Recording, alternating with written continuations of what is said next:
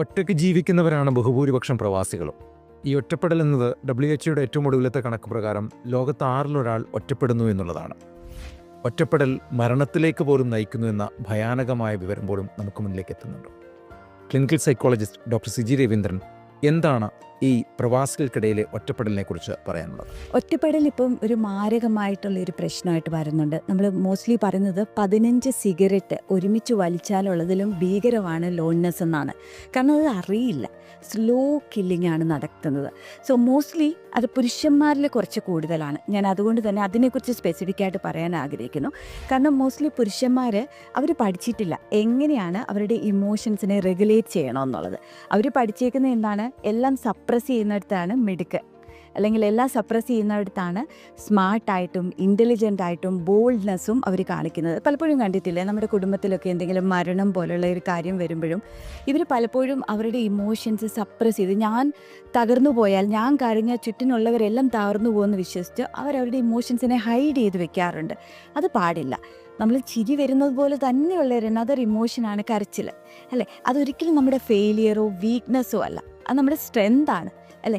Most of the time ഇവരോടിപ്പം നമ്മളിപ്പോൾ ഏത് പുരുഷന്മാരെ നോക്കിക്കഴിഞ്ഞാലും അവർ ഡ്രൈവ് ചെയ്യുന്നുണ്ട്, അവർ ജിമ്മിൽ പോകുന്നുണ്ട്, അവർ ഓഫീസിൽ പോകുന്നുണ്ട്, അവരുടെ വർക്കിനെ ഒന്നും ഇത് ബാധിക്കുന്നില്ല.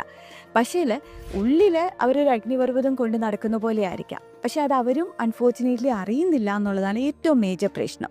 അതുകൊണ്ട് തന്നെ അവരൊരു എക്സ്പേർട്ടിൻ്റെ ഹെൽപ്പ് എടുക്കുകയോ ഇതിനൊരു സൊല്യൂഷനിലോട്ട് പോവാറോ ഇല്ല. കാരണം എപ്പോഴും അവർ പറഞ്ഞാൽ ഞാൻ ഓക്കെയാണ്, പക്ഷേ എന്തോ സംഭവിക്കുന്നുണ്ടെന്ന് അവർക്ക് തോന്നുമ്പോഴെല്ലാം അവർ പ്രോബബിളി ഫോണിലൊന്ന് നോക്കും, അല്ലെങ്കിൽ എന്തെങ്കിലും സബ്സ്റ്റാൻസസ്, അല്ലെങ്കിൽ എന്തെങ്കിലും മദ്യപാനം, അതല്ലെങ്കിൽ ഏതെങ്കിലും ഒരു അഡിക്ഷനിലോട്ട് പോകും. അതുമല്ലെങ്കിൽ എന്തെങ്കിലും അവർക്ക് ആ മൊമെൻ്റ് ഹാപ്പിനെസ് കിട്ടുന്ന എന്തെങ്കിലും ഒരു കാര്യം ചെയ്ത് അതിനെ ഒന്ന് ടാലിയാക്കി കൊണ്ടുപോകും. ഇപ്പോൾ പലപ്പോഴും ഇവർ വേറൊരാളുടെ ഇത് ഷെയർ ചെയ്താലും അവർ പറയുന്നത് ഇതിനായിരുന്നു, ഇത് വലിയ കാര്യമൊന്നും ഉള്ളതല്ല, ഇതിൻ്റെ സൊല്യൂഷൻ ഇങ്ങനെയൊന്നുമല്ല, ഇത്രയും നിസ്സാര കാര്യത്തിന് നീ അത്രയ്ക്ക് വീക്കാണോ എന്നുള്ളൊരു ചോദ്യവും ആൻസറും ആയിരിക്കും ഇവർക്ക് കിട്ടുക. അതുകൊണ്ട് തന്നെ ഇതിനെ ഫേസ് ചെയ്യാതിരിക്കാൻ ഇവർ ചെയ്യുന്നത് ഇവരുള്ളിലോട്ട് തന്നെ ഒതുക്കുകയാണെന്നത്. അതിൽ കൂടെ പല ഹെൽത്ത് ഡിസീസസും ഇപ്പോൾ ആദ്യം അവർക്ക് വരിക ഹാർട്ടിന് കംപ്ലയിൻസ് വരിക, ഹാർട്ടിൻ്റെ ഹെൽത്തിനെ ബാധിക്കുക. അതേപോലെ ഡിപ്രഷൻ ആയിക്കോട്ടും, അതേപോലെ വിശപ്പില്ലായ്മ നമ്മുടെ ഇമ്മ്യൂണിറ്റിനെ ബാധിക്കുക. അങ്ങനെ അത് ഇവഞ്ച്വലി മരണത്തിലേക്ക് വരെ നീണ്ടുന്ന ഒരു സിറ്റുവേഷനാണ് ഇപ്പോൾ കാണുന്നത്. അപ്പം ഏറ്റവും ഇമ്പോർട്ടൻ്റ് ആയിട്ട് മനസ്സിലാക്കേണ്ടത്, നമുക്ക് ചുറ്റിനുള്ള അക്നോളജ്മെൻറ്റിനെ ഒന്നും ഭയപ്പെടേണ്ട കാര്യമില്ല. നമ്മൾ തന്നെ ഒന്ന് അറിയുക, നമുക്ക് എന്തെങ്കിലും സംഭവിക്കുന്നുണ്ടോ, നമ്മൾ ഓക്കെ ആണോ.